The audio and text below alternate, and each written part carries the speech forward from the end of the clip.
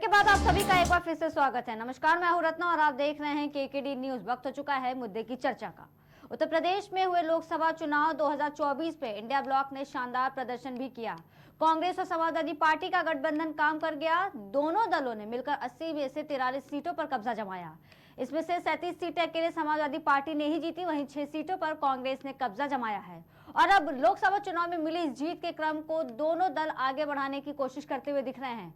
हालांकि इस राह में चुनावी बाधाएं आती हुई दिखने लगी हैं। उत्तर प्रदेश में बेहतर प्रदर्शन करने के बाद कांग्रेस को उम्मीद है कि समाजवादी पार्टी विधानसभा उपचुनाव में पार्टी को भी सीट देगी। वहीं लोकसभा चुनाव में प्रभावित प्रदर्शन के बाद अखिलेश यादव विधानसभा में अपनी पार्टी को मजबूत बनाने की कोशिश करते हुए दिख सकते हैं।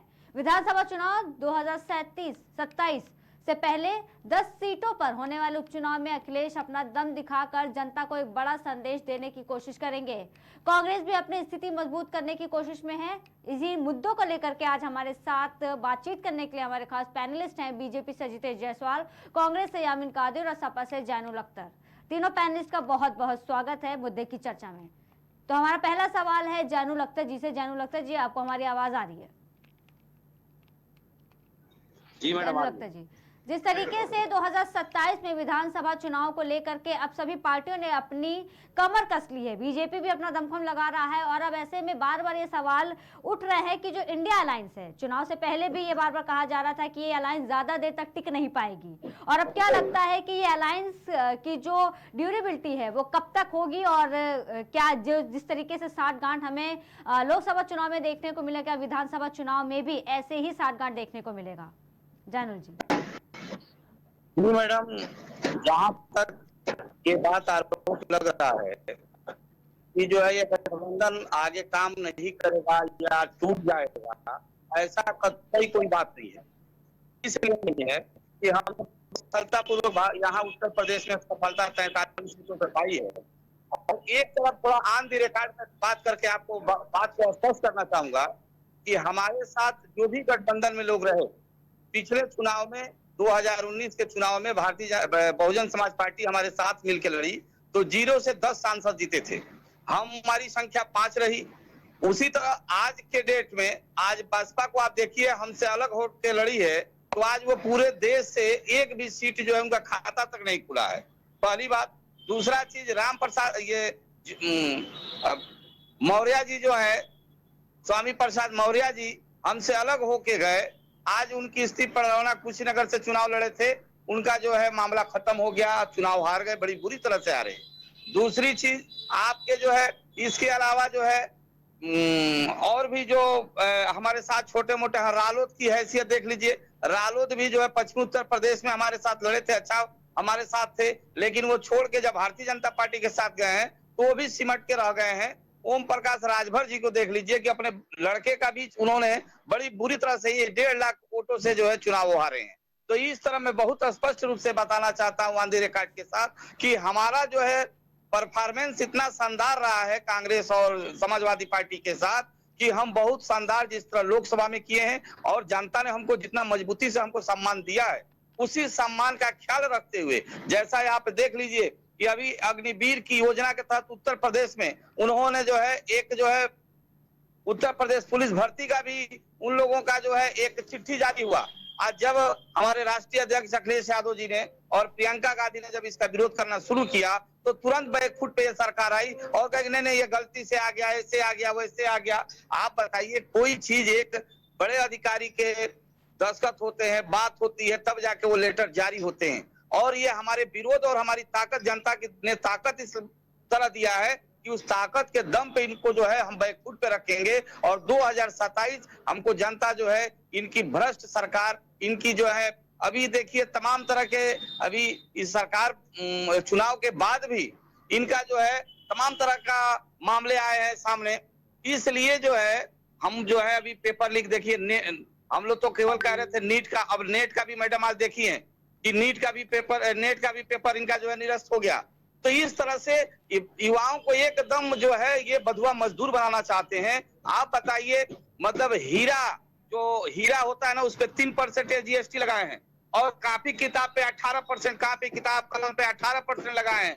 ये सब चीजें जो है ये चाहते हैं कि हमारे देश के नागरिक जो हैं वो अशिक्षित रहें, हमारा झंडा उठाएं, हमारे रैलियों में जाएं, पढ़ लिखेंगे तो ये बात करेंगे, सवाल उठाएंगे। तो इस तरह से हम जनता को जागरूक, उनके अधिकारों के प्रति हमारा गठबंधन जो है, जिस तरह विधान लोकसभा चुनाव में हमने अपनी जनता को बताने का काम किया, उसी तरह से जितने भी ये गलत गलत जो भी नियम कानून लाएंगे जनता के ऊपर थोपेंगे और उन सब सारे चीजों की सच्चाई को हम लोग बताएंगे। और बताने के बाद 2027 में हमारी गठबंधन की सरकार उत्तर प्रदेश में अगला मुख्यमंत्री श्री अखिलेश यादव होंगे। मैडम ठीक है जानू जी। यामिन जी, आपसे भी मेरा यही सवाल है कि जिस तरीके से इंडिया अलायंस की साठगांठ को लेकर के बार बार पक्ष जो है वो हमेशा सवाल उठाता था। जी यामिन जी, तो क्या लगता है कि जिस तरीके से सीट आपने हासिल की है, काफी अच्छा प्रदर्शन रहा लोकसभा चुनाव में देखने को मिला अलायंस की तरफ से, तो क्या यही 2027 में भी देखने को मिलेगा हमें विधानसभा चुनाव के दौरान? यामिन जी, आज बहुत डिस्टरबेंस कराइए, डिस्टरबेंस हो रहा है, सुनने में नहीं आ रहा है। यामिन जी, आपको हमारा सवाल नहीं समझ में आया? नहीं, वो जरा माइक लगाइए, आवाज बिल्कुल साफ नहीं आ रही है। यामिन जी, अब मैं अपना सवाल रिपीट करूं? अभी आपको आवाज हमारी आ रही है? आ रही है, बताइएगा।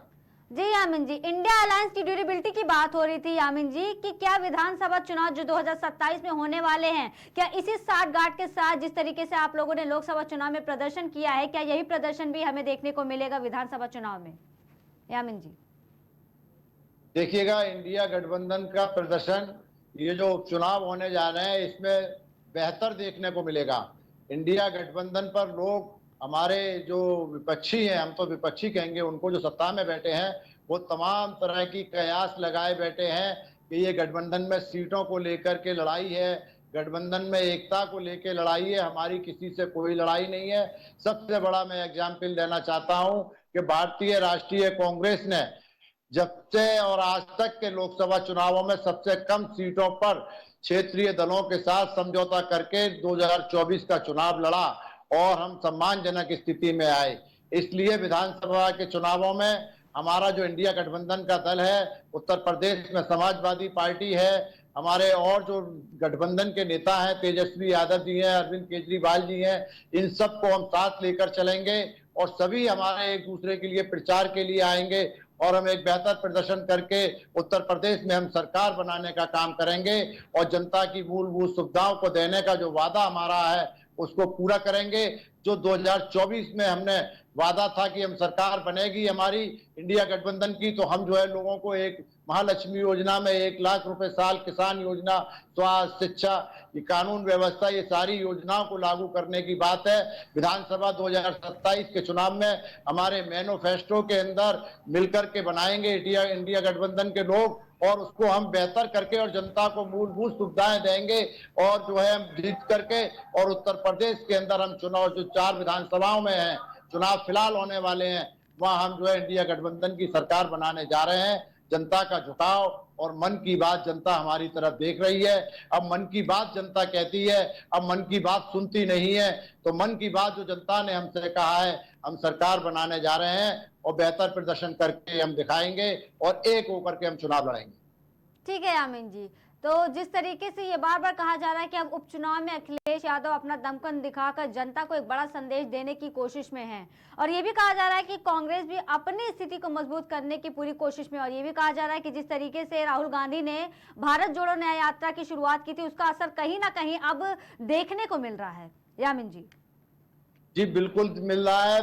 राहुल गांधी जी ने ये जो किया, भारत जोड़ो यात्रा और भारत न्याय यात्रा जो निकाली, उससे एक चीज तो मालूम पड़ी कि हम कह सकते हैं रत्ना जी कि देश की जनता के बीच में जाकर के राहुल जी ने उनको जो देखा और उनकी परेशानियां सुनी और स्वयं गले मिलकर के उनको बताया कि मैं तुम्हारा एक हमदर्द हूँ, रहनुमा हूँ।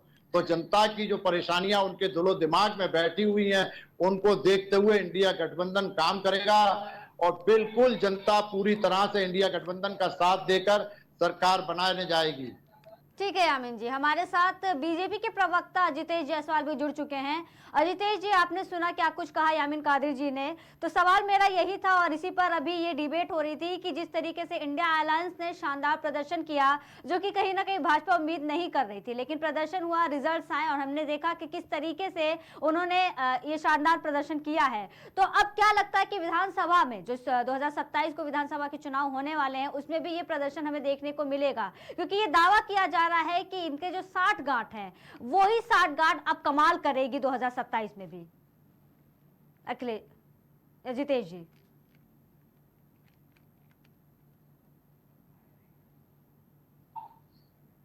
जितेश जी, आपकी आवाज हम तक नहीं सुनाई आ रही है, आपकी आवाज हम नहीं सुन पा रहे हैं।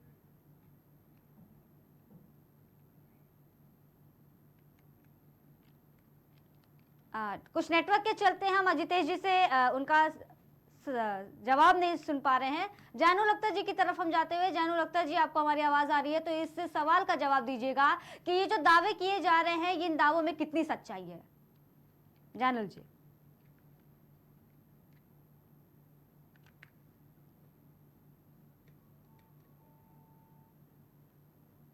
हमारे दोनों प्रवक्ता के साथ हमारा संपर्क थोड़ा सा टूट रहा है। यामीन जी, हम चाहेंगे कि आप इसी दावे को लेकर के स्पष्ट करें दर्शकों को कि ये दावे कितने सच्चे साबित होने वाले हैं आने वाले वक्त में।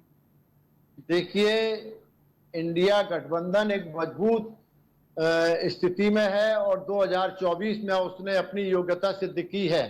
जो राहुल जी ने हर प्रदेश के हर जिले के अंदर जाकर भारत जोड़ो यात्रा के अंदर वहां के लोगों की वो समस्याएं सुनी हैं कि एक गांव तो ऐसा था कि वहां के दबंगों के आगे, वहां के बड़े लोगों के आगे महिलाएं या बच्चे या बड़े जो हमारे पिछड़ी जाति के या हरिजन समाज से लोग थे, वो चप्पल नहीं पहन सकते थे और वहां के डीएम को बुलाकर राहुल जी ने पूरे गांव को जब चप्पल पहनाई तो इसका संदेश गया कि राहुल जी समानता की बात कर रहे हैं। मैं एक बात और बता दूं कि जिस संसद जो अभी तक अपने मन की बात कहती थी 2024 से पहले, अब जनता मन की बात कहेगी, जनता के प्रतिनिधि संसद में सुनने को मिलेंगे और जनता को अब बताना होगा, इन सांसदों को अब जो है एनडीए सरकार को बताना होगा कि हम कौन सा बिल किस लिए लाए हैं, उसकी परिभाषा बतानी होगी। अब मन की बात नहीं चलेगी कि किसानों के 3 काले कानून बनाकर थोप दिए गए और 750 किसानों को शहीद कर दिया गया। अब कोई परीक्षा लीक नहीं होगी क्योंकि अब विपक्ष के अंदर ऐसे ऐसे योद्धा पहुंच चुके हैं जो कि सत्ता की आंखों में आंखें डाल के सवाल करेंगे और उसका जवाब देना सत्ता की मजबूरी होगी। अब वो सस्पेंड नहीं करेंगे सांसदों को, अब सांसदों के घर खाली नहीं करा पाएंगे। क्यों कि आज विपक्ष उस स्थिति में है कि अगर एक भी इंडिया गठबंधन के सांसद को वो सस्पेंड करने की मन भी बनाएंगे तो पूरा विपक्ष वॉकआउट करके और देश के अंदर धरना प्रदर्शन सड़क से लेकर और संसद तक पहुंचने का काम करेगा। इसलिए मैं कह सकता हूं कि बहुत 10 साल बाद ये तुम्हें विपक्ष मिलेगा आप लोगों को देखने के लिए। अरे हमने तो 54 सांसदों के बीच में सत्ता से सवाल किए लेकिन आज तक माननीय प्रधानमंत्री जी ने उन सवालों के जवाब नहीं दिए। आखिर में हार मानकर उनको सस्पेंड कर दिया, उनकी सदस्यता खत्म करा दी, 3 दिन के मात्र उनका घर खाली करा लिया। आज स्मिता ईरानी को चुनाव हारे हुए कितना समय हो गया, बहुत नेताओं को हारे हुए कितना समय हो गया, उनके मकान खाली नहीं हुए। लेकिन राहुल जी ने एक बात कही थी मकान खाली करते वक्त कि मेरा मकान भारत की जनता के दिलों में है और मैं वहीं रहने जा रहा हूं। आज 2024 में भारत की जनता ने बता दिया कि राहुल हमारे दिल में है और उन्होंने जो है अपना मत देकर राहुल को एक ऐसी स्थिति में लाके खड़ा करा कि हमें 100 पार करा दिए संसद के अंदर। तो हम एक वो विपक्ष बन के उभरेंगे कि अब सत्ता की मनमानी नहीं होने देंगे, जनता की मनमानी होने देंगे, उन कानूनों को लाएंगे जो जनता के हित का होगा। अगर सत्ता कोई एनडीए लाएगी या मोदी जी की और अमित शाह जी की नहीं चलेगी, अब एनडीए के नेताओं को भी सोचना पड़ जाएगा कि हम जो कानून ला रहे हैं वो जनता का है या नहीं। बहुत कानून वापस लेने पड़ेंगे। संसद चलने के ज्यादा नहीं, मैं 3 दिन के अंदर कहना चाहता हूं कि 4 घोटाले जून माह के अंदर हो चुके हैं। जून 2024 में 4 घोटाले हो चुके हैं। संसद में उसका जवाब मांगा जाएगा। जवाब नहीं देंगे तो जनता उनको जवाब दे देगी। इसलिए मैं फिर कहूंगा, इंडिया गठबंधन मजबूत स्थिति में, और हम सरकार बनाकर दिखाएंगे, एक होकर रहेंगे। जहां ये कितनी भी तोड़फोड़ की राजनीति कर दें, धन बल की राजनीति कर दें, सीडी ईडी की राजनीति कर दें, सीआईडी के झूठे केसों की, मुकदमों की राजनीति कर लें, जेल भिजवाने की राजनीति कर लें, लेकिन इंडिया गठबंधन अब टूटने की नहीं, जुड़ने की बात करेगा। हम ऐसे लोगों को जोड़ेंगे जो भारत के लोगों के साथ अपनी विचारधारा को मिलाते के चले हैं। हम उन लोगों को जोड़ने का भी काम करेंगे। जी यामिन जी, जी इसी पर हम प्रतिक्रिया ले लेते जानू लखतर जी से। जानू लखतर जी, अपने माइक को आप अनम्यूट कर लें।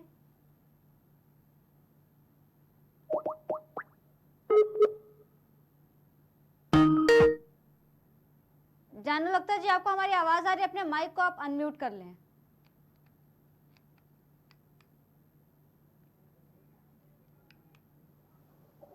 अजितेश, आपको हमारी आवाज आ रही है?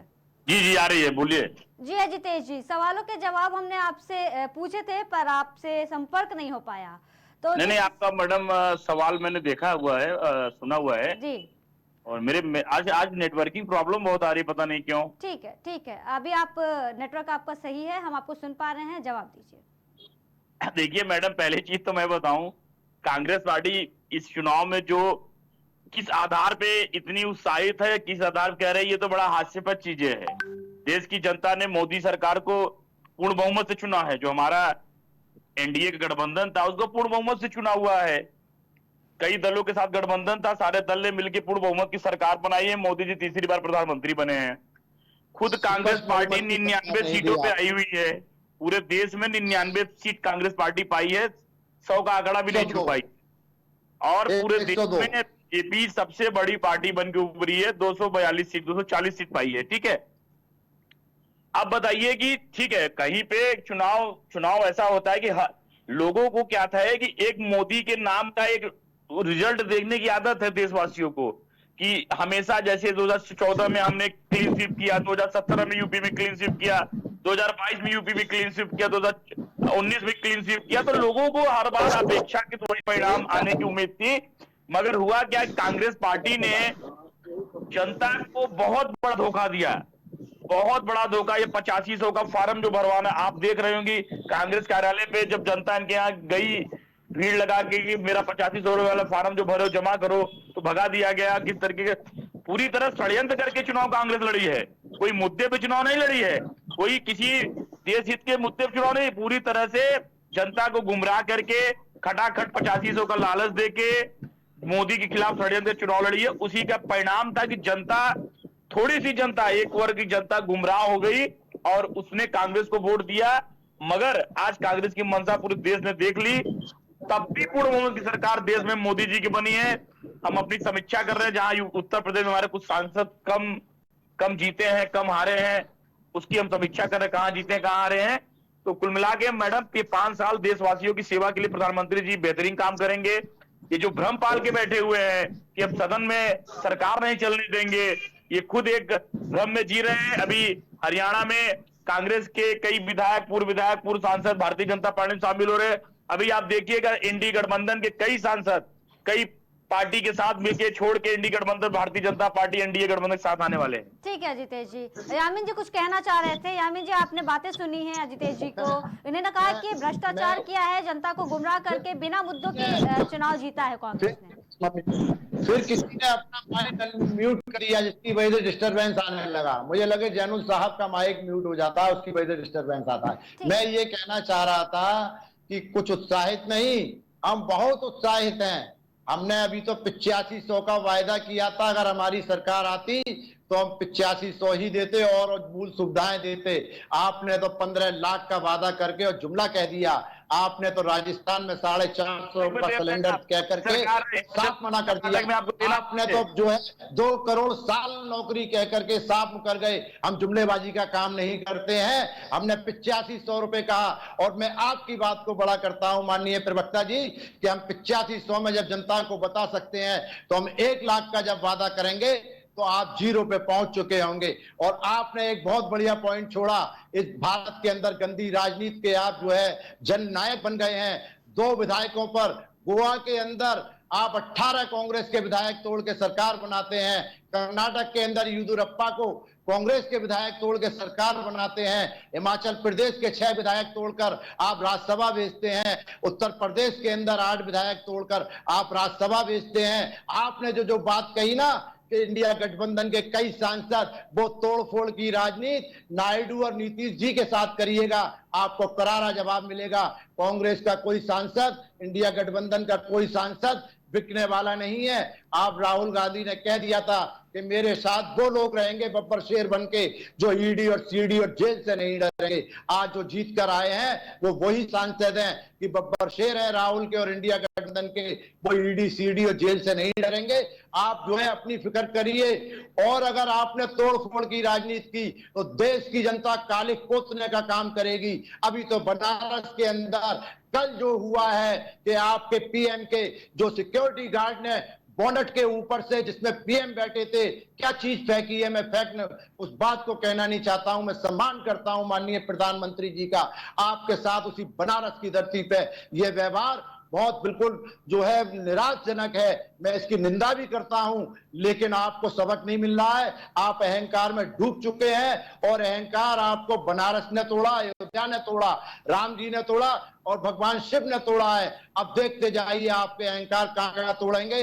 आप इंडिया गठबंधन के सांसदों को तोड़ने का काम करोगे तो आपके मुंहों पे कालिख पोतने का काम ये देश की जनता और इंडिया गठबंधन के लोग करेंगे। आप तोड़कर तो देखिए गोवा में, और आप येदियुरप्पा की सरकार बनाते हैं, हिमाचल में विधायकों को खरीदते हैं, उत्तर प्रदेश में विधायकों को खरीदते हैं। आप ये छोड़ना पड़ेगा। उत्तराखंड में विधायक तोड़ करके सरकार बनाने के बाद सुप्रीम कोर्ट के आदेश पर हरीश रावत की सरकार बहाल होती है। आपके मुंह पे कालिख सरकार नहीं, अब जो है सुप्रीम कोर्ट पोत रही है और इसके बाद भारत की जनता आपके मुंह पे कालिख पोतने का काम करेगी। तो काफी कुछ कहा है यामीन कादिर जी ने और बहुत कुछ इन्होंने आरोप भी लगाए हैं अजितेश जी। और फिर से एक बार अयोध्या काशी की बात कही गई है क्योंकि उस हार को अभी तक ये कहे कि आप भी नहीं भूल पा रहे हैं और विपक्ष भी बार बार उसको मुद्दा बना रहा है। क्या कहना चाहेंगे अजितेश जी? देखिए मैडम, पहली चीज तो जान लीजिए, अयोध्या कोई लोकसभा नहीं है। लोकसभा का नाम है फैजाबाद। फैजाबाद के अंदर अयोध्या आती है, अयोध्या विधानसभा। हम अयोध्या विधानसभा जीते हैं। मैं पूरे देशवासियों को भी जो एक भ्रम फैलाया जा रहा है, नैरेटिव फैलाया जा रहा है विपक्ष के द्वारा, मैंने बताया ना, पूरी तरह षड्यंत्र करके पूरी तरह से झूठ बात की राजनीति कर कांग्रेस पार्टी ये बात कहेंगे फिर क्या होगा? आप फैजाबाद अयोध्या कर रहे हैं, विधानसभा लड़ रहे थे लल्लू सिंह, अयोध्या के सांसद कह रहे थे कि हम संविधान बदलेंगे 400 आ जाएंगे। आप फैजाबाद पे आ गए। अरे आप चंद्रशेखर यादव फैजाबाद आ रहे जहां पर मोदी जी ने गंगा में आधे पैर डुबोकर और मुंह करके जो प्रार्थना की वो सीट चंद्रशेखर आ गए। आप मोदी जी गंगा के बेटे नहीं है, गंगा के लाल नहीं है, आप किसी के नहीं है, इसलिए आपका ये असर हुआ। 3 घंटे आपने काउंटिंग की अपडेट नहीं होने दी, वरना आप चुनाव हार के निकलते वहां से। आप कह रहे हैं फैजाबाद आ रहे हैं, फैजाबाद अयोध्या, अयोध्या फैजाबाद है। पिछले 10 साल से आप लोग कह रहे थे ईवीएम है क्या? अब आप कह रहे 3 घंटे हैकिंग की है, तो आप लोग नया जो पैंतरा बताते हैं झूठ फरेब का, देश की जनता आपके झांसे नहीं आने वाली है। उन्होंने मन में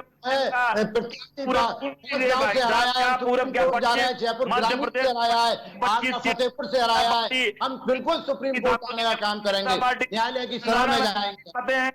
पूरे देश के कोने कोने से भारतीय जनता पार्टी को समर्थन मिला है, एनडीए सरकार को समर्थन मिला है और देश की जनता ने बताया कि मोदी के अलावा कोई विकल्प नहीं है, मोदी ही प्रधानमंत्री के लिए सबसे योग्य उम्मीदवार है। आपको 42 पार्टी के लोगों ने वोट दिए तो इंडिया को 26 पार्टी के लोगों ने वोट दिए। आपकी जो है दलों की संख्या 42 है, हमारी 26 है।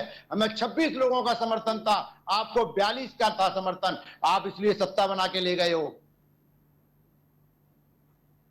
अरे भैया, हमको 42 दल नहीं, हमको पूरे 125 करोड़ की जनता समर्थन दे रही है।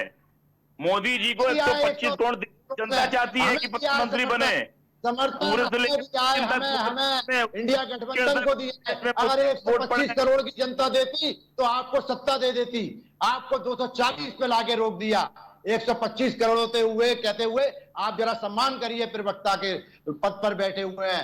125 करोड़ की जनता अगर आपको समर्थन कर रही होती तो आपको जो है स्पष्ट बहुमत की सरकार बनाने पे हो जाती। अब तोड़फोड़ एनडीए में और नीतीश कुमार में करी, जैसे बीजू जनता दल को उड़ीसा में खा गया, उड़ीसा में बीजू जनता दल को खा गया, हम दोनों को खा के दिखाएंगे। आपको तो अरे आप कैसे एनडीए गठबंधन की बात करते हैं? मुसलमानों को आरक्षण देने जा रहे हैं नायडू जी, हम तो 300 प्लस में जा रहे हैं। आपको सबक सिखाने जा रहे हैं मुसलमानों को आरक्षण दे करके।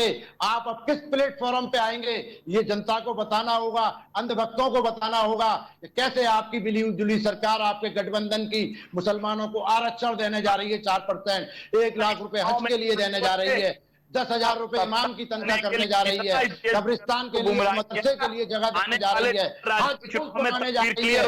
आप कहां जवाब देंगे अंधभक्तों को? आपको एक चुनना होगा, नायडू जी की जवाब देना बड़ा मुश्किल हो गया। 4% मुस्लिम आरक्षण की जो उन्होंने घोषणा की है मैनिफेस्टो में, उसको वो लागू करने का वादा कर रहे हैं, उसमें तोड़फोड़ करके दिखाओ तो तुम्हें सबक मिल जाए कि हम क्या चीज हैं। कांग्रेस के विधायकों को तोड़ के सरकार बनाने की सोचते हो, कांग्रेस के सांसद तोड़ रहे हो, इंडिया के सांसद तोड़ोगे, यही गंदी राजनीति करोगे। महाराष्ट्र में सुबह 4 फडणवीस को आप सिंधे जो शिवसेना थी उसको तोड़ने का काम करोगे। आपने सीखा ही क्या है? देश में नफरत की राजनीति करना सीखा है। आपने देश को तोड़ने का काम किया है, आपने देश की संपत्तियों को बेचने का काम किया है, दो दोस्तों को आपने करोड़ों अरबों खरबपति बनाने का काम किया है, उनके कर्जे माफ करने का काम किया है, काला धन ला करके 15 लाख देंगे, आप उससे मुकर गए। इससे ज्यादा शर्मनाक बात नहीं होती। और टीवी पे बैठ के देश के गृह मंत्री कहते हैं कि वो एक चुनावी जुमला था। अरे आपको शर्म आनी चाहिए ऐसी बात कहते हुए। 140 करोड़ जनता का आप अपमान करते हो। ठीक है यामिन जी। अजितेश जी, ये बात भी कही जा रही है कि अब यानी कि जो समाजवादी पार्टी है वो यूपी में गठबंधन को अन्य राज्यों में विस्तार देने की कोशिश में लगी हुई है, जिसमें आपको बता दें कि हरियाणा और महाराष्ट्र विधानसभा चुनाव पर समाजवादी की जो पार्टी है उनकी पूरी नजर है। तो ऐसे में जिस तरीके से प्रदर्शन देखा गया इंडिया अलायंस का, जिस तरीके से उन्होंने परफॉर्म किया था लोकसभा चुनाव में लेकर के, तो ऐसा नहीं लगता कि कहीं ना कहीं बीजेपी के लिए थोड़ी सी मुश्किल हो जाएगी? देखिए मैडम, चुनाव आपको बता दें, भारतीय जनता पार्टी के प्रत्याशी ने उत्तर प्रदेश में 80 की 80 सीटों में 4 लाख से ज्यादा वोट मिले हैं, चाहे प्रत्याशी हारे हो या जीते हो।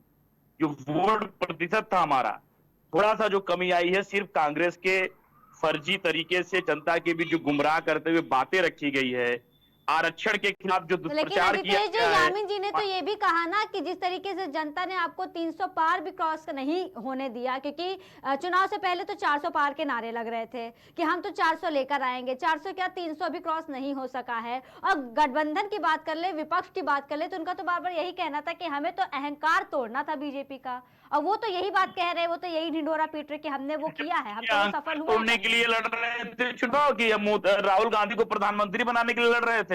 ये देखिए मैडम, मैं बताऊं, अगर बनते 2004-2009 राहुल गांधी देश के प्रधानमंत्री होते, उनकी माता माननीय श्रीमती सोनिया गांधी जी ने 2014 के अंदर देश की जनता के सामने प्रधानमंत्री का पद ठुकराकर और अगर राहुल जी को प्रधानमंत्री बनाना होता तो प्रधानमंत्री बनते, लेकिन हमने मनमोहन सिंह जी को बनाया। आप प्रधानमंत्री की दौड़ में राहुल जी को मत कहिए, वो पद की लोलुपता में नहीं, जनता के बीच में रहकर काम करना जानते हैं। देश की जनता ने आपको नकार दिया चुनाव में, देश की जनता ने नकार दिया आपको प्रधानमंत्री पद के लिए नहीं कीजिए। इंडी गठबंधन को उचित नहीं समझा उन्होंने, इंडी गठबंधन को फेल कर दिया। आडवाणी जी चुनाव हारे, अटल जी चुनाव हारे, अब बड़े बड़े चुनाव हारते हैं। आप मत कहिए, बहुत चुनाव हारते हैं, लेकिन हम जो जीतने का भी काम करेंगे। अगर एक बैट्समैन जो नकार दिया, में छक्के नहीं लगा सकता, प्रधानमंत्री प्रत्याशी नहीं बना पाया अपना, आप क्यों नहीं स्वीकार कर रहे हैं? मैडम देखिए, मैं बताऊं, इन्होंने आरक्षण को लेके पूरे विपक्ष द्वारा, खासतौर पर उत्तर प्रदेश में एक नैरेटिव यामिन जी रिक्वेस्ट है आपसे, यामिन जी 1 मिनट, अजितेश जी को उनका पक्ष रखने दीजिए यामिन जी, उसके बाद आप अपना पक्ष रखिएगा। 1 मिनट यामिन जी, बस 1 मिनट जी। अजित देखिए, मैं पूरे उत्तर प्रदेश में खास तौर पे विपक्ष के द्वारा एक नैरेटिव फैलाया गया कि 400 पार गई तो संविधान में आरक्षण में बदलाव कर दिया जाएगा। दलित भाइयों को यह डर दिखाया गया कि 400 पार गई तो आपका आरक्षण छीन लेगी। ओबीसी समाज को यह डर दिखाया गया कि आपका 400 पार गई तो आरक्षण छीन लेगी। जबकि माननीय प्रधानमंत्री जी 50 बार चुनाव के दौरान कई रैलियों में बार बार ये दोहरा रहे थे कि हम आरक्षण में कोई फेरबदल नहीं करेंगे, आरक्षण को कोई नहीं छू सकता, जो यथास्थिति है बनी रहेगी। मगर विपक्ष के गुमराह करने के कारण जो है ये परिस्थितियां पैदा हो गई और उसको भारतीय जनता पार्टी ने बूथ स्तर पे उसको समझाने में मतदाताओं को हम नाकामयाब रहे कि आरक्षण का यथास्थिति बनी रहेगी, आरक्षण कोई बदलाव नहीं होगा। सिर्फ और सिर्फ जिस तरह से लगातार विपक्ष हर भाषण हर रैली में यह बार बार उल्लेख किया जा रहा था, विपक्ष ने पूरे 5 साल में मोदी जी के काम का कोई जिक्र ही नहीं किया। इन्होंने ऐसा काम किया, गड़बड़ काम कुछ नहीं। विपक्ष ने यह स्वीकार किया था कि मोदी जी ने अच्छा काम किया, इसीलिए वो बार बार मोदी जी की नाकामियों की कोई चर्चा नहीं कर रहे थे। सरकार की फेलियर कोई चर्चा नहीं, सरकार कुछ फेल हो, कुछ गड़बड़ काम हो, कुछ नहीं। बार बार आरक्षण संविधान खतरे में है, संविधान खतरे में है, क्योंकि इनको पता था कि हम सही तरीके से चुनाव नहीं जीत पाएंगे, फिर से बीजेपी 400 पार आ जाएगी। इन्होंने एक कहावत है कि छल किया, जैसे महाभारत में छल किया गया था मगर जीत पांडवों की हुई थी, उसी तरह इन्होंने छल किया, देश की जनता गुमराह करने काम किया। मगर देश की जनता ने भारतीय जनता पार्टी के एनडीए समर्थित दल को देश के प्रधानमंत्री के लिए मोदी जी को चुना। मैं देश की जनता को धन्यवाद देना चाहता हूं कि कांग्रेस पार्टी, कांग्रेस एनडीए गठबंधन को नकार दी, ये दिखा दिया कि प्रदेश के प्रधानमंत्री देश के संचालन के लिए मोदी जी से उपयुक्त कोई चेहरा नहीं है। जैनुल अख्तर,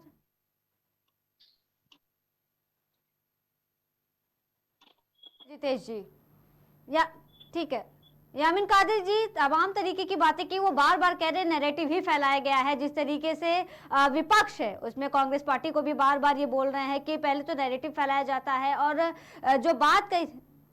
जी यामीन जी, देखिएगा, मैं एक बात बता दूं, नेगेटिव फैलाने का काम माननीय भारत प्रधानमंत्री जी ने किया। क्या मंगलसूत्र छीनती कांग्रेस? में आपसे सवाल है मेरा, क्या कांग्रेस मंगलसूत्र छीनने का काम कर रही थी? क्या कांग्रेस आपकी संपत्ति, आपके बैंक खातों को आधा आधा करने का काम कर रही थी? क्या कांग्रेस जो है विरासत टैक्स के रूप में आप जिनके ज्यादा बच्चे हैं, यानी एक समुदाय को टारगेट बनाकर जो मोदी जी कह रहे थे और भाजपा कह रही थी, वो करती कांग्रेस? झूठ इन्होंने फैलाया। लल्लू सिंह जी कहते थे 400 सीट दो, हम संविधान में परिवर्तन करेंगे।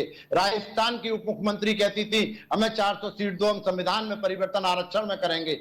और मोदी जी का बयान संसद के अंदर, जिसके अंदर वो धड़ल्ले से कहते मैं किसी भी आरक्षण के खिलाफ हूं, लेकिन मैं एक बात बता दूं, जो इन्होंने कहा कि ओबीसी को, माइनॉरिटीज को या किसी भी पिछड़े दल को या दलित को बहकाकर छल करके हमने कहा, तो ओबीसी, माइनॉरिटी, पिछड़ा दल, दलित आज किसी के बहकावे में नहीं आ सकता है, अपने विवेक से काम लेता है। छल तो आपने किया था 15 लाख का वादा करके, 2 करोड़ नौकरी का वादा करके, अच्छे दिन लाने का वादा करके, उसका तो आप पे जवाब नहीं था। हमने अपनी उपलब्धियां गिनाई, आप क्यों नहीं गिना रहे थे? आपने कराई किया था, 750 से ऊपर किसानों की हत्या करा दी, आप शहीद कर दी, उनके परिजनों से मिलने तक नहीं गए, उनको मुआवजा नहीं दिया, और फिर 3 कानून वापस लेते हुए कहते हैं मेरी तपस्या में कमी रह गई। आप तो बायोलॉजिकल आए हैं ना, इसलिए कमी रह गई।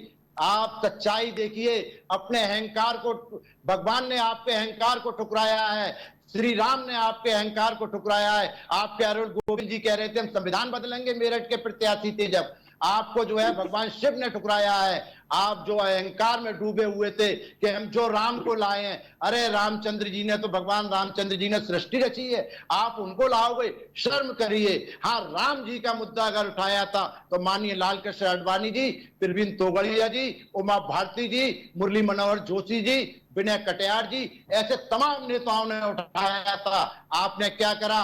2014 में प्रधानमंत्री की शपथ लेते वक्त अगर आडवाणी जी आए थे तो उसारे से कह दिया था कि पीछे की सीट पर चले जाइए। आपने वो काम किया, इसलिए मैं कह सकता हूं कि छल आपने करा।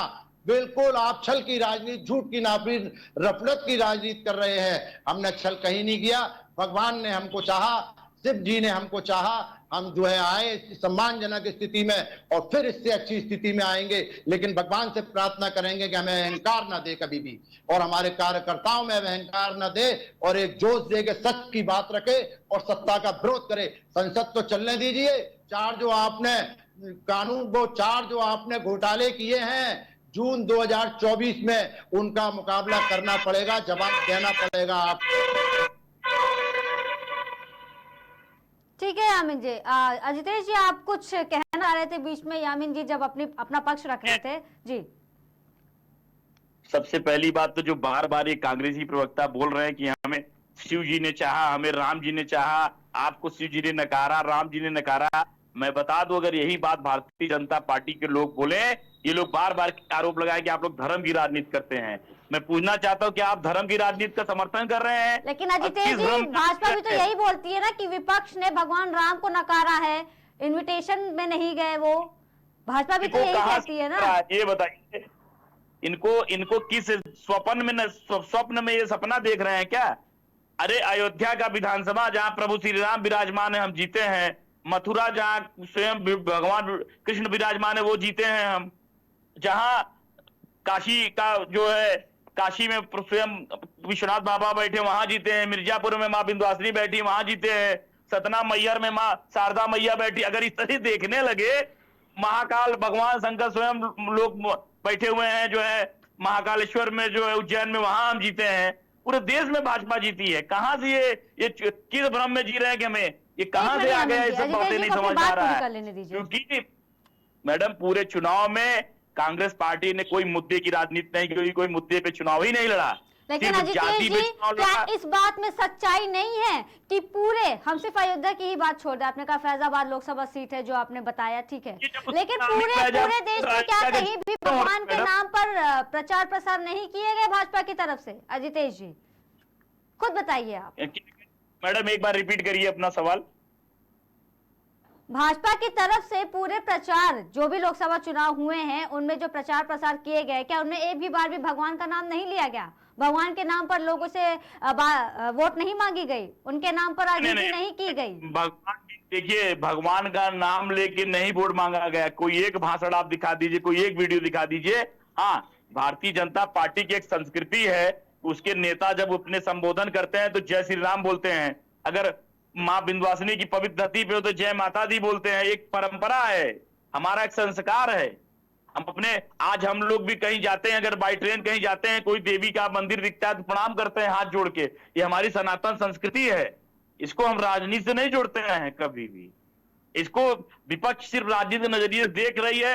उसके दिमाग में चढ़ गया था कि इन्होंने राम मंदिर बना लिया तो सरकार बना लेंगे।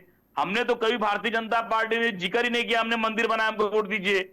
और रही बात ये जो कह रहे हैं कि जो राम को लाए हम उनको लाए, ये जो बात कही जा रही थी पूरे चुनाव प्रचार के दौरान कि हम उनको लाएंगे जो राम को लाए हैं, इस पर आप क्या कहेंगे फिर?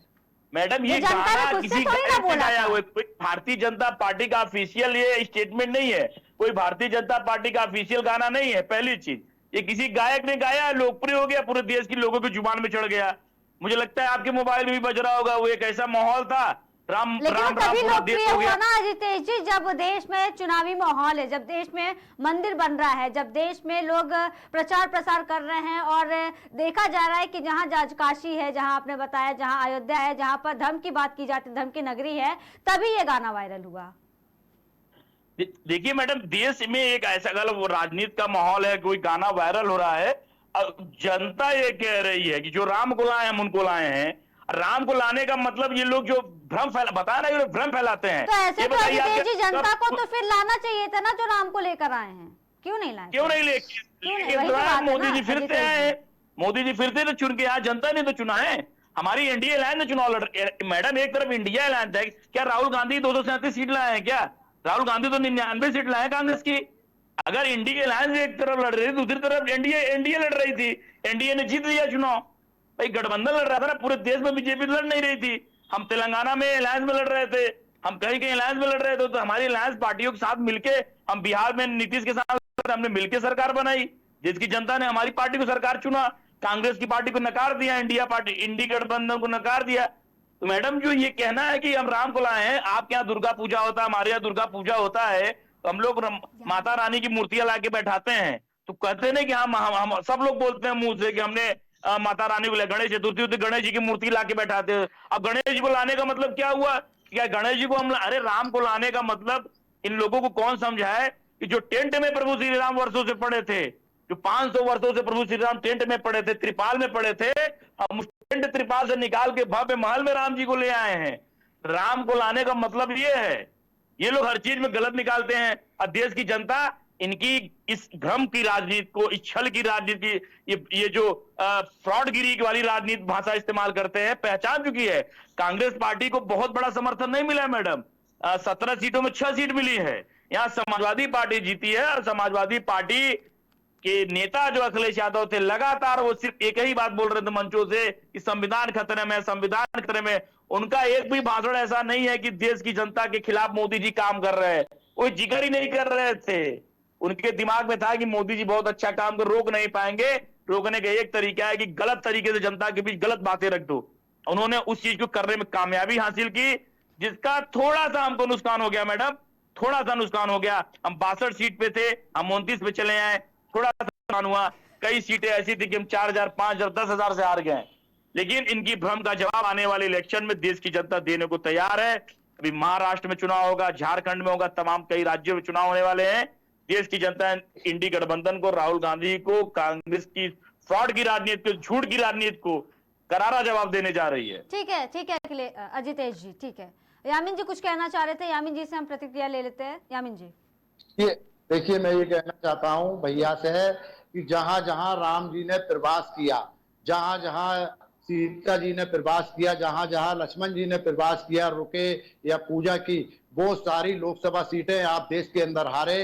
पूरा जो है इसी मीडिया ने, इसी टीवी चैनल ने पूरा एक बना करके छाप दिया कि रामचंद्र ने इन सीटों पर इनको हरा दिया। चुनाव लड़ रही थी और बूथ पे चुनाव, बूथ पे प्रचार कर रहे थे। आप जहाँ बता दूं, राम जी हम जीत गए हैं, कौन सा चल रही है कि आप कहते हैं कि नीतीश जी के लिए दरवाजे बंद हैं भाजपा के, और फिर गले मिलते हो। आपसे फ्रॉड कौन होएगा? आप जो है अजीत पवार पे कह के आते हो, चौहान पे कह के आते हो कि ये जो शारदा घोटाले का, ये आवास घोटाले का मुलजिम है। सीडी आती है और फिर washing machine Bharatiya Janata party में जाकर पाक साहब आ जाते हैं। आपसे बड़ा फ्रॉड कौन होगा? आप आज भी तोड़ने की राजनीति में लगे हुए, जो आपने अभी इसी डिबेट के अंदर कहा, आप तोड़ने की, तोड़फोड़ की राजनीति में, नफरत की राजनीति में सक्षम हो चुके हो। इसलिए मैं फिर कह रहा हूं कि भगवान श्री राम ने अपने उस हर स्तर से आपको हराया है। ये ग्राफ मेरे मोबाइल के अंदर है और सब टीवी पर देखा, अखबारों में देखा है लोगों ने। आप जो है भगवान राम को जो है अपने चुनाव में इस्तेमाल करते हो। कभी अखिलेश ने, कभी किसी मुसलमान ने, तेजस्वी यादव ने किसी भगवान के नाम पे वोट मांगा। आपका एक नेता उड़ीसा के अंदर भगवान श्री जगन्नाथ जी को जो है मोदी जी का भक्त बताता है कि भगवान जगन्नाथपुरी जो है मोदी जी के भक्त हैं। अरे आप इतने अहंकार में डूब गए थे कि भगवानों का अपमान करने लगे थे, इस देश के बुद्धिजीवियों का अपमान करने लगे थे। आप भाजपा के जो वरिष्ठ नेता थे, जो नींव थी भाजपा की, उनका तो कर ही रहे थे। 2024 में आके आपने तो भगवानों का अपमान शुरू कर दिया। देश की जनता ने यह बर्दाश्त नहीं किया। कोई कांग्रेस फ्रॉड की राजनीति नहीं करती, कोई झूठ की राजनीति नहीं करती। हम पारदर्शी राजनीति करते हैं और करते रहेंगे। अगर हम चुनाव कहीं हारे हैं तो चिंतन करके फिर आगे बढ़ने का काम करेंगे। क्या इससे पहले हम चुनाव नहीं हारे हैं? हम आगे बढ़ते रहे हैं और बढ़ते रहेंगे और जनता के साथ कदम से कदम ताल मिलाकर चलेंगे और सड़क से लेके संसद तक हम जो है जनता की लड़ाई को लड़ेंगे। आपके मन की बात जनता नहीं सुनेगी, जनता के मन जी को सुनना पड़ेगा। वो जमाने चले गए कि आप जो है संसद में 2 ही आदमी फैसले लिया करते थे, जिसको चाहते थे निकालते थे, जिसको चाहते थे रखते थे। आज आपको बैसाखियों पर चलना होगा और 4% आंध्र प्रदेश के अंदर मुस्लिम आरक्षण देना होगा। 1 लाख रुपए हज यात्री को देना होगा। 10,000 रुपए माहवार माँ के इमाम को देना होगा। कब्रिस्तान ईदगाह की जमीन देनी होगी। आपको हज हाउस बनाना होगा। ये टीडीपी के मैनिफेस्टो की बात है। आप उनको वोट नहीं पाओगे। अब आपका अंधभक्त आपसे सवाल कर लेगा कि आप किसका समर्थन कर रहे हो। कहा तो आरक्षण और मुस्लिम की कर्नाटक में बवाल मचाए हुए थे कि आपका आरक्षण काट के ज्यादा संतान वालों को देंगे, ये मुसलमानों को भी देंगे। आज आंध्र प्रदेश में आप कैसे जाएंगे कि ये क्या हो रहा है? इसलिए मैं फिर कहता हूं, अहंकार किसी का नहीं रहा है, चाहे कांग्रेस हो, चाहे सपा हो, चाहे बसपा हो, चाहे भाजपा हो। और भाजपा पूर्ण रूप से उसका अंधभक्त जो है कार्यकर्ता अहंकार में डूबा हुआ है, उसकी सजा अभी कम मिली है, आगे चुनावों में और इससे अधिक ईश्वर देने का काम करेगा। ठीक है, भगवान हमें ठीक है, अहंकार से ठीक है। बचाए। ठीक है यामिन कादिर जी, अजितेश जी कुछ कहने की कोशिश कर रहे हैं काफी देर से, एक बार उनका पक्ष भी सुन लेते हैं। अजितेश जायसवाल जी। देखिए मैडम, अभी इन्होंने एक झूठ यहाँ बोला है कि उड़ीसा में कोई एक नेता था जिन्होंने बोला कि जगन्नाथ भगवान के बहुत बड़े भक्त मोदी जी हैं। वो संबित पात्रा के बारे में बात कर रहे हैं मोदी जी अजितेश जी। के संबित पात्रा रत्ना के जी, आप कहती अजितेश क्यों नहीं है ये माने बात? जाते हैं वो रत्ना भाजपा जी के। क्या आप कहती क्यों नहीं है कि हाँ उन्होंने कहा था, फिर बाद में कहा कि मेरी जबान फिसल गई कि मोदी जी के भक्त हैं जगन्नाथ भगवान। कांग्रेस 100 आंकड़ा नहीं छुपाई, कई राज्यों से कांग्रेस का सफाया हो गया, यही कारण है। सुन लीजिए पूरी बात।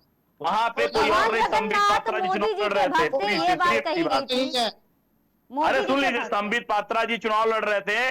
जैसे मैडम वो ये बोलना चाह रहे थे कि जगन्नाथ जी के मोदी जी बहुत बड़े भक्त हैं, जगन्नाथ भगवान के मोदी जी बहुत बड़े भक्त हैं, मगर उनके मुंह से एक टंग ऑफ स्मेल नहीं होता कि स्पेल हो गया, आगे का पीछे कर दिया उन्होंने, उनके मुंह से निकल गया कि मोदी जी के बहुत बड़े भक्त जगन्नाथ जी है, आगे पीछे हो गया। उन्होंने तुरंत ही क्षमा मांगी, उपवास भी रखा 3 दिन। पूरी की जनता ने उनको, उनकी भाव को समझा और उनको जिता के सदन में भेज दिया। ये भी सुन लीजिए आप, जिस सांसद ने बोला है वहां लोकसभा पहुंच गया, कांग्रेस पार्टी को वहां जनता ने नकार दिया। यही कारण था कि पूरे इलेक्शन में कांग्रेस पार्टी इस बात का जिक्र कर रही थी कि इन्होंने भगवान जी को बोला मोदी के भक्त है। पूरे, अरे भाई अगर कोई, मैं बोल रहा हूं कोई चीज, उसकी कोई शब्द आगे पीछे हो जाए, सिर्फ शब्दों का हेरफेर था मैडम। उन्होंने जो शब्द बोले थे शब्दों के आगे पीछे हो गया। शब्दों के मतलब ही तो शब्दों के मायने बदल जाते हैं ना, उनका मतलब, उनका मीनिंग बदल जाता है ना अजितेश जी। ऐसे कैसे स्लिप ऑफ टंग हो गया, वो भी इतने बड़े तेज नेता का भाव ही नहीं है, वो तत्काल क्षमा मांग लेता है। व्यक्ति ने 3 दिन उपवास रखा था, 3 दिन का क्षमा मांगी कि मेरे मुंह से निकल गया। अब इसको मुद्दा बनाने क्या मतलब, क्योंकि मुद्दा मतलब बनने का क्या मतलब है, मोदी जी सरकार में कोई कमियां नजर नहीं आती, मोदी जी की किसी नीतियों में कमियां नजर नहीं आती, मोदी जी का सारा काम इनको पसंद आता है, मोदी जी में कोई कमी नजर नहीं आती। जूल फजूल की चीजों को मुद्दा बना के चुनाव में गए, जिसका परिणाम था कि देश की जनता ने बुरी तरह कांग्रेस को 3 अंक नहीं छूने दिया मैडम, 3 अंक नहीं छूने दिया, 99 पे रोक दिया, नर्वस 90 शिकार कर दिया, 100 भी नहीं छूने दिया। अब मोदी जी को प्रधानमंत्री बना दिया देश की जनता ने। 102 सांसद हैं कांग्रेस के, 54 पे मोदी जी जवाब नहीं देते थे, 102 पे तो सदन छोड़ के भाग जाएंगे। जी अजितेश जी, इस पर क्या प्रतिक्रिया है आपकी? 102 जो नंबर मैडम, ये बताना, ये 102 करते रह जाएंगे। अब 5 साल में देखिएगा वो काम होगा जो पिछले 10 साल में देश के विकास के लिए हुआ है, अगले 5 वर्षों में इतना काम होगा, अगली बार वाकई में 400 पार का नारा होगा। 400 पार हमने क्यों दिया था? जो पार्टी फिर अगली बार के लिए था, इस बार के लिए नहीं था 400 पार का नारा। बैठने का जो है, पीछे की जरा गणित समझाइए, इस बार के लिए क्या था? मत करिए इतना, उस काम में मत रहिए आप मैडम। जो पार्टी, कांग्रेस ने 10 साल शासन किया, कांग्रेस ने 10 साल में इतना घोटाला किया, आकाश से लेके पाताल तक, पूरे देश को दुर्दशा, बर्बाद कर दिया देश को, न नौकरी रही, महंगाई से त्रस्त आ गई। उसकी जब सरकार आई 2014 में, जिस तरीके से ये धांधली की जा रही है, पेपर लीक्स हो रहे हैं, बच्चों के भविष्य के साथ खिलवाड़ किया जा रहा है, उस पर क्या कहेंगे जितेश? आगे भी क्या विपक्ष जो है वो नैरेटिव सेट कर रहा है? अखिलेश यादव ने भी इसका बयान दिया है, सख्त कानून बनाने जा रही है। अब बहुत जल्दी आप देखेंगे कि एक ऐसा कानून बनेगा देश में बात की गई है, तो सवाल तो खड़े होंगे ना जितेश जी? देखिए मैडम, जिस तरह आज उत्तर प्रदेश में गुंडे माफियाओं पे कार्रवाई हुई है, आज कोई ये जिक्र करने वाला नहीं है कि यूपी में कोई गुंडा माफिया है। सबको पता है कि पिछले 7 सालों में उत्तर प्रदेश से माफिया राज खत्म हो चुका है, गुंडा राज खत्म हो चुका है, अराजकता की कोई जगह नहीं। जिस प्रकार है उसी प्रकार आने वाले समय में आप देखेंगी कि कोई भी परीक्षा बिना किसी धांधली के, बिना किसी लीक के समाप्त होगी, नौजवानों के भविष्य खिलवाड़ नहीं होगा। अभी हमारी कैबिनेट की बैठक में यह निर्णय लिया गया है, जल्द इस पे कानून बनाया जाएगा, वो अगली कैबिनेट में कानून पारित कर दिया जाएगा, उसका परिणाम देखने को मिलेगा, नौजवानों को एकदम उज्जवल भविष्य रहेगा। खैर जितेश जी, वो तो हम भी यही हैं, आप भी यही हैं, तो वक्त के बाद हमें पता चल जाएगा कि जो फैसले लिए गए हैं उसका परिणाम कैसा होता है। यामिन जी, आपसे एक आखिरी बार इसी पर मैं प्रतिक्रिया तो लेती हूँ, फिर हम डिबेट को यहीं खबर आई है, समाप्त सुनी करते हैं। होगी, तेजस्वी यादव के कुछ लिंक्स नजर आ रहे हैं वहां पे, जो नीट के एग्जाम लीक कराने वाले हैं। तो देखिए, विपक्ष के बहुत सारे लोगों की एक सिंडिकेट जो पूर्ववर्ती सरकारों में लगातार ये पेपर लीक कराने वाला गिरोह था, रहता है धीरे धीरे। ठीक है जितेश जी, ठीक है जितेश जी, यामिन जी कुछ कह रहे हैं, उनको अपना पक्ष रखने दीजिए। यामिन जी, मैं कहना चाहता हूं जो तेजस्वी यादव जी की कह रहे हैं, जो राहुल, प्रियंका जी, अखिलेश जी के, अरविंद केजरीवाल को आप जेल में भेजो, सारे विपक्ष को जेल में डालो, एक बार अजमा के तो देखो जेल में डाल के।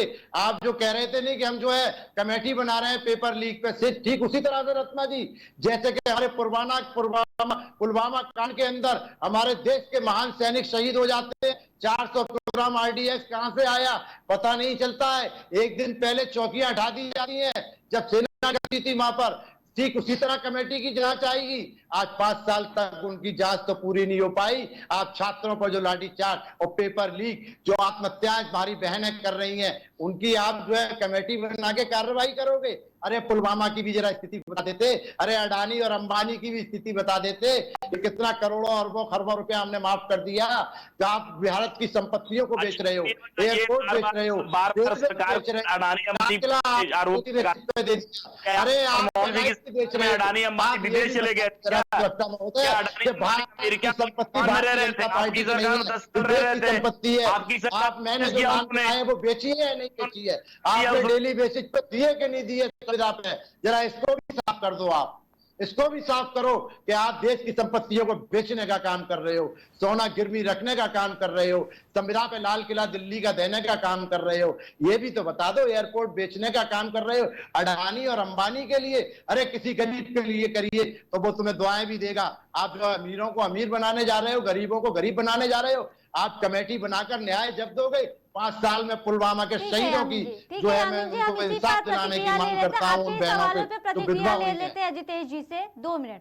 अजितेश जी 2 मिनट में अपना पक्ष रखिए आप जी। देखिए मैडम, ये जो विषय बार बार रखते हैं कि अडानी अंबानी को उन्होंने एयरपोर्ट दे दिया, तो मैंने बताया ना ये झूठ, ये पिछले कई चुनाव में लगातार देश में बोल रहे हैं। 14 में बोला, 17 में बोला, 19 में बोला।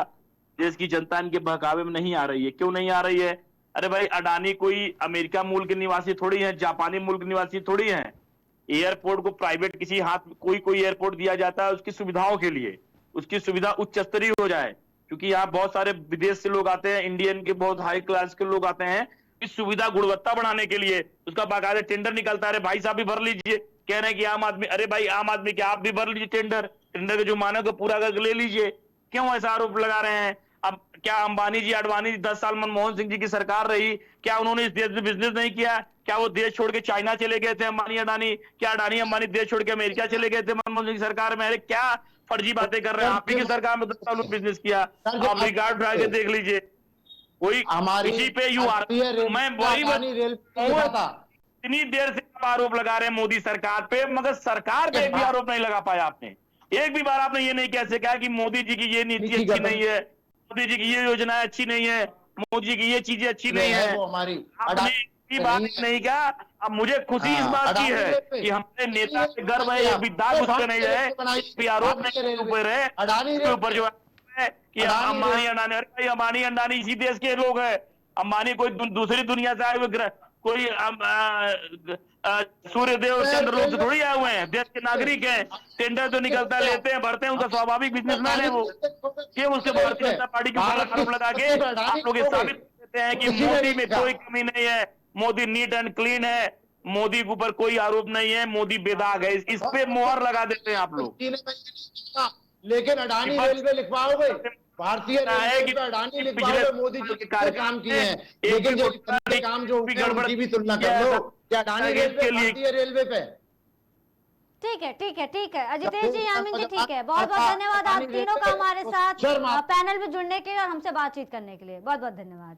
तो जिस तरीके से आपने देखा कि ये जो चुनावी घमासान है ये अभी भी लगातार बढ़ता जा रहा है, क्योंकि 2027 में विधानसभा के चुनाव होने और जिस तरीके से यूपी में कांग्रेस और समाजवादी ने लोकसभा चुनाव में गठबंधन का ये जो कमाल था और काफी अच्छा प्रदर्शन किया, और दोनों दलों की ओर से ये दावा किया जा रहा है कि ये गठबंधन अब लंबा चलेगा, जो कि पहले ये दावा किया जा रहा था सत्ता पक्ष की ओर से कि ये गठबंधन ज्यादा देर तक नहीं टिक पाएगा, लेकिन अब कांग्रेस और सपा दोनों की तरफ से गठबंधन को लेकर के ये दावा किया गया है कि ये गठबंधन लंबा चलेगा और इससे भी अच्छा प्रदर्शन वो करेगा। आपको बता दें कि यूपी चुनाव 2022 में सपा 111 और कांग्रेस ने 2 सीटों पर जीत दर्ज की थी, और यूपी में कांग्रेस को कितनी भागीदारी मिलेगी एक बड़ा सवाल है, ये अभी तक तय नहीं हो पा रहा है। समाजवादी पार्टी यूपी में कांग्रेस को सीटें देने को लेकर एक अलग रणनीति पर काम करती हुई दिखाई दे रही है। वही सूत्रों के हवाले से दावा किया जा रहा है कि समाजवादी पार्टी यूपी में गठबंधन को अन्य राज्यों में विस्तार देने की कोशिश में है, और इसी क्रम में इसी साल होने वाले हरियाणा और महाराष्ट्र विधानसभा चुनाव पर समाजवादी पार्टी की नजर है। समाजवादी पार्टी इन दोनों राज्यों में अपना पैर पसारने की पूरी कोशिश में है। अखिलेश यादव पहले ही पार्टी को राष्ट्रीय स्तर पर ले जाने का दम भर चुके हैं और अब अपने पीडीए फॉर्मूले को राष्ट्रीय स्तर पर लागू करने की कोशिश में हैं। वो हरियाणा और महाराष्ट्र विधानसभा चुनाव में भी कांग्रेस से गठबंधन के तहत सीटों की उम्मीद कर रहे हैं। ऐसे में तय माना जा रहा है कि अगर यूपी में कांग्रेस को उचित भागीदारी चाहिए तो उन्हें इन दोनों राज्यों में समाजवादी पार्टी को भी हिस्सेदारी देनी होगी। फिलहाल मुद्दे की चर्चा में बस इतना ही। देश और दुनिया की तमाम बड़ी खबरों के लिए देखते रहिए केकेडी न्यूज।